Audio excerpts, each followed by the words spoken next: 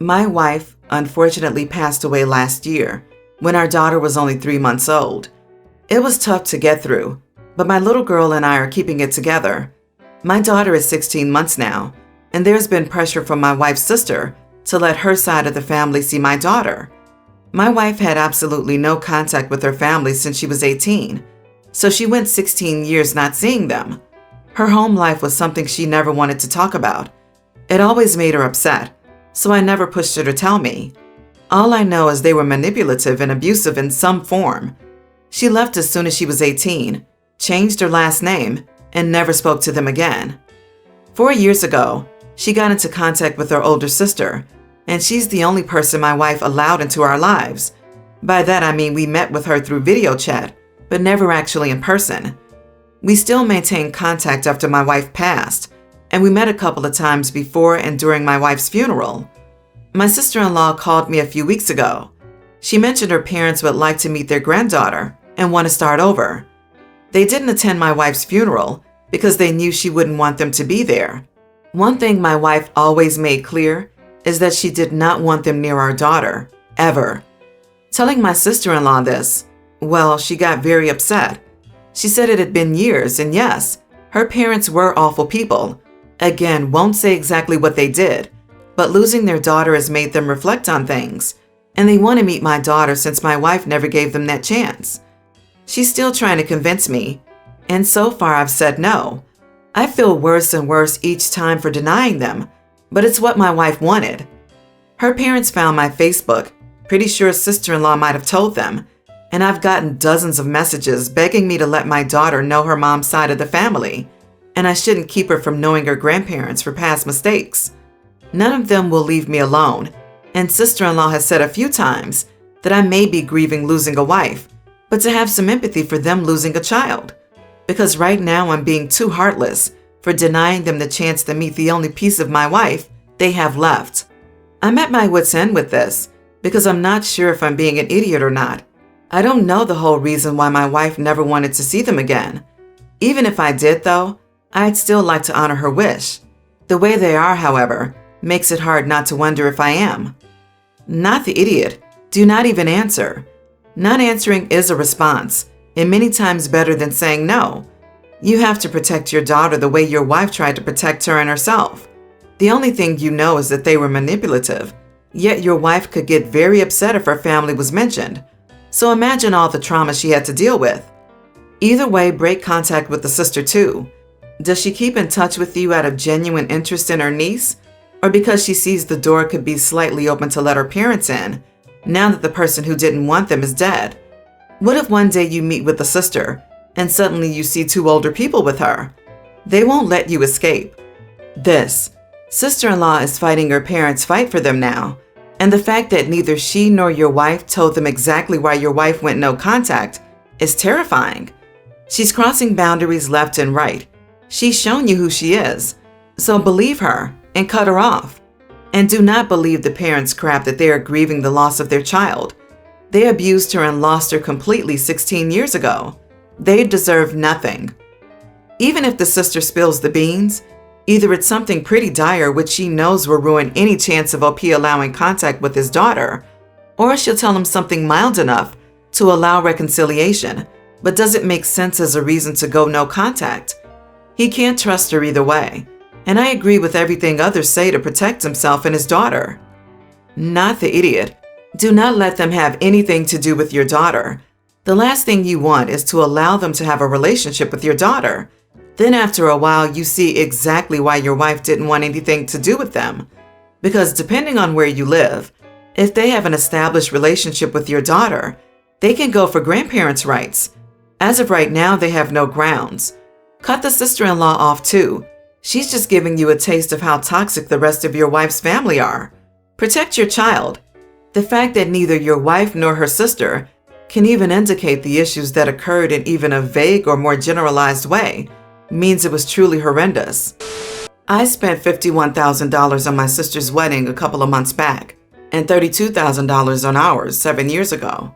Upon my mom and sister's request, I paid for my sister's wedding. They couldn't afford a big one, and saving for a wedding was lower on the list, so she asked me. I obliged. It was important to her. I talked it over with my wife, basically to run it by her, and she said that was sweet of me and gave me the green light. Well, she recently told me I needed to work out how they'd be paying us back, but that was never part of the plan. She says that we spent more on it than we did on our own, and people don't get handouts in life. I don't understand her position, and I'm not going to ask my sister to pay me back. She also suggested my mother pitch in to pay us back. When I told her that was stupid since it wasn't my mom's wedding, and she only asked for my sister, she said I'm a mama's boy who needs to get his priorities straight. Seems harsh, but whatever. Still not making anyone pay me back. People said to mention that we paid off her parents' mortgage and that she's a stay-at-home spouse. I don't care that she stays home, though. She doesn't need to work. I specifically said, is it okay if I pay for my sister's wedding? So those were the exact words I used. My wife's brother is inheriting the house, not her. My wife is not a gold digger. We've been together since we were 15. She was with me when we were homeless, when I was 1,000 miles away while serving in the Army, when I had no income, when I had a mental breakdown. She's been with me at my lowest point, and we're stuck with each other, so I won't divorce her over this. Everyone's the idiot here. They couldn't afford a big one? Saving for a wedding was lower on their list? Then they don't need a big wedding. On top of that, you paid more for their wedding than you did your own? That's like throwing water in your wife's face. Your wife is the idiot for assuming they would be paying it back. Ironically, you call her comment harsh after you make harsh comments to her. If it wasn't their focus to save for their wedding, wouldn't using that money for a down payment on a house be a smarter use for the funds? You are the idiot. That is an obscene amount of money to spend on one day's entertainment, which could go into a college fund or set against your mortgage. And it's on you because you could have specified a smaller sum. Grow up fast and be a decent husband to your wife, or you won't be able to afford your second wedding. Hold on. You are married and she doesn't work? You guys talked and helped pay her parents' mortgage? And she's not okay with you using money to pay for your sister's wedding, after she said it was okay originally. Not the idiot in the slightest. Am I the only one thinking not the idiot, coming from a female's perspective? You asked her about it and got her okay. You didn't do it without her permission. So the only reason she's upset is that she found out you paid more for your sister's wedding than you did for your own? Nah, she needs to chill on this one. Not the idiot. Everyone is so focused on the fact that the wedding was $50K that they ignore everything else. The fact is you discussed it with your wife and she gave you the go-ahead. Then she retroactively changed her mind, which I'm sure she didn't do when you both paid off her parents' mortgage. It was a lovely gesture, and your wife is right. People don't get handouts in life. But if you are in the financial position to bless someone else and desire to do that, then there's nothing wrong with that, especially since your wife said she was okay with it, and it seems as though it didn't financially burden your own family.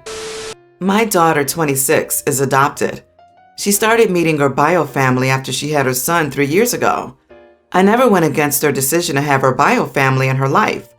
I've always encouraged her to give them a chance, especially her bio mom. But I noticed I was being gradually pushed to the side. Not just me, but the family too. No more Sunday dinners, no more trips, no more pictures, and not even weekly phone calls like we used to have. I figured she was busy being a mom, and she confirmed that, but her Facebook page showed me otherwise. There were tons of pictures of her visiting her bio family and tons of photos with my grandson. I realized she was making excuses to skip family time with us, to be with her bio family more. Whenever her dad and I brought this up with her, she turned it into an argument in which she'd call us too sensitive or too jealous or not giving her space to get to know her bio family better. Finally, we had one big argument, and she never spoke again after she said no matter how much love and eagerness we show, her bio family's love is greater and more natural. She stayed gone for months until her husband Thomas, who's always struggled with a heart condition, got worse. He's in the end stage of heart failure and is required to have an LVAD implant, but my daughter cannot afford it. So lately, she's been coming over a lot to talk about Thomas's condition. We do what we can to comfort her, but she bought up the piece of land we have for my 14-year-old son's education. I refused to even have this conversation, but she kept pushing us to sell the land and help her get the device. I said I was sorry, but that will go to her brother, who sees her dad and me as parents and isn't willing to replace us like she did, and told her to go ask her bio family for the money. She was shocked and said that she couldn't believe how conditional my love for her was, and that I care more about being petty than my grandson's future with both parents, not a widowed mother. She started crying, calling us unsupportive, and that this is the time we show her we're truly family, instead of showing conditional love and acting petty at her husband's expense. I said I was sorry about Thomas, but that is all I had to say. She left and we haven't heard from her since then. My husband says Thomas and our grandson are innocent, and maybe we should help out now, then settle our conflict later. But that is a lot of money that I feel I'm not obligated to give, even without the whole drama from her bio family. I'm upset, but I don't resent my daughter as she's struggling with a lot. But at this point, I feel like she's only keeping us around for money, given that we paid for many things in the past, while her bio family did nothing. Not the idiot. She's the one showing conditional love, and if her bio family's love is greater and more natural, then why aren't they paying? I want to be really petty and say that greater and more natural love wasn't enough for them to keep her and raise her, but I know that's a low blow. At this point, I would not sell the land and give her money. She has shown that she only wants money now, so it's on her to figure it out. Most states have some form of welfare or social services to help gravely ill people, so she should explore that option. I'm sorry, OP. That's a painful place to be in. You said she literally placed her bio family's love over yours in terms of degree and authenticity. However, she made clear how much she values you and all the time she spent in your lives, so it shouldn't be an issue if you value a loyal son over a benefit-weighing daughter. Support her, but not at the expense of your son's education and future. There's no guarantee she will extend any kindness or support to him when the time comes if you help her over him now. Where's Thomas's family? Why isn't her bio family helping out? Why do I get the feeling that if you had given her the money, she would continue to ignore you and your family? And if you asked her about it, she would have gone off on you for daring to think you could buy a relationship with her. She chose to push you and your family, the family that raised her, to the side to be ignored until she needed something from you, so that she could be with her bio family, the people who gave her up. I am originally from Egypt, but moved to Sweden after becoming pregnant while on vacation several years back. My parents were enraged at the news, since I wasn't married to the father of my child, so I decided to separate from them and moved to Sweden and married my husband. We now have a son, Teen, and our cat. I recently convinced my husband and son to move to Egypt, and things have been a little rough. Our son has been fighting left and right. One of the main reasons I wanted to move back was because my parents and I have made peace, but they do not want any Swedish spoken in their presence, as it isn't their language. My son knows Arabic as a second language, but refuses to speak it when he doesn't have to. Instead, he speaks in Swedish most of the time. My parents have told me that they don't like it, and I wouldn't say I like it either. I find it disrespectful, and I feel like Sweden isn't part of our lives anymore. So I asked my son if he could stop speaking the language, at least so constantly. He called me an idiot and hasn't spoken to me. I don't want to involve my husband because he's been very stressed lately. I hope someone sees my point of view. This may be the story that earns Idiot of the Week. Sweden is all your son has ever known. That's his entire life that you just upended to please your honestly awful parents. Saying that Sweden isn't part of our lives anymore is horrid. The world doesn't revolve around you and your desires. You sound like a narcissistic parent based on those comments and your complete disregard for your son's emotional state. You are the idiot. You are the idiot. Forcing your son to move back to Egypt just because your parents have made peace is wrong, firstly. Then you are being very selfish. His grandparents haven't been in his life for 15 years, and suddenly he's supposed to give up on his comfort to please you and his grandparents, who never cared for him. He lost his friends, freedom, and his entire life just because you wanted to be back in Egypt. You are a huge idiot and a bad parent. Exactly this. Sweden may no longer be part of your life, but it is very much your son's life. It is all he has known until you persuaded your family to move to please your parents, who have suddenly had a change of heart and want to know you. It is disrespectful to expect someone to change their main method of communication because it makes someone else uncomfortable. That's their problem. You wouldn't ask a deaf person not to use sign language, would you? You are the idiot, and also so hypocritical. He is half Swedish. How would that ever not be in his life? It's literally in his DNA. And so hypocritical. They grew up in Sweden, and he speaks Arabic as a second language. So clearly she was happy with him keeping his identity when he didn't live in that country. I wonder how OP is going to feel when both son and husband move back to Sweden without her. My husband, 30, and I, 27 female, just had our first baby. Yay! Unfortunately, the pregnancy and delivery were incredibly hard on me.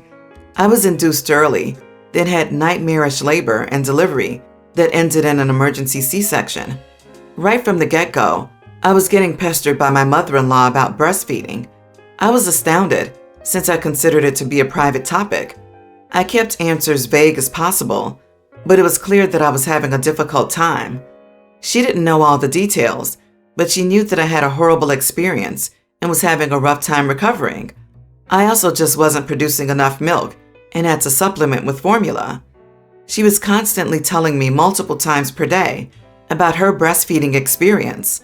I heard countless times about how her nipples bled, but she pushed through it and fed her babies because her breast milk was so rich and delicious, and how her babies were all late and fat. This was especially hard for me to listen to, considering my baby needed to come early, and she was pretty small in those early stages. My OBGYN ended up telling me to stop breastfeeding since it was inhibiting my recovery. Something to do with the hormones that come from nursing. I don't fully understand it, but I did heal much faster after I quit. I was terrified to tell mother-in-law, and with good reason. Her nagging seemed only to worsen after I told her. She just couldn't understand how any mother could choose to deprive their child. From there, she started finding small things to harp on constantly. I rarely, if ever, heard a positive word from her regarding my maternity. Finally, one day I'd had enough. I was on the phone with a friend, and I knew that mother-in-law was on her way to see the baby. I knew that she was most likely outside when I loudly said to my friend, "I don't know why this is still a topic of conversation. The breastfeeding is long gone, and I wasn't able to do it, and that's it. I'm happy mother-in-law's babies flew out of her vagina like it was a slip and slide, and then breastfed exclusively with her super rich boob juice, but I cannot do it, and I'm so tired of that being unacceptable. I'm doing everything I can, and I can't listen to it anymore." Mother-in-law came in a minute later, looking a little upset. I then got a call from my father-in-law after her visit about how I shouldn't have sassed mother-in-law so badly and how I could have politely spoken to her. The issue with that is that speaking to her reasonably never worked. I feel bad now that I've upset her. Am I the idiot? Not the idiot. She needed to hear it. I hate when people think that they know best about your body, baby, and situation. She just overheard, so that's on her. Good for you, OP. Also, let me state that the super rich boob juice is one of the most hysterically funny things I've heard in a long time. She needs to mind her own business. Breastfeeding actually can and does slow down the healing process for you on any wounds you may get, which is why your doctor probably told you to stop. That and the stress of trying to breastfeed when it's just not working would be detrimental. Fed is best. I would have told her to shut her trap or never see her grandkid again. But she's a grown adult and will get over it.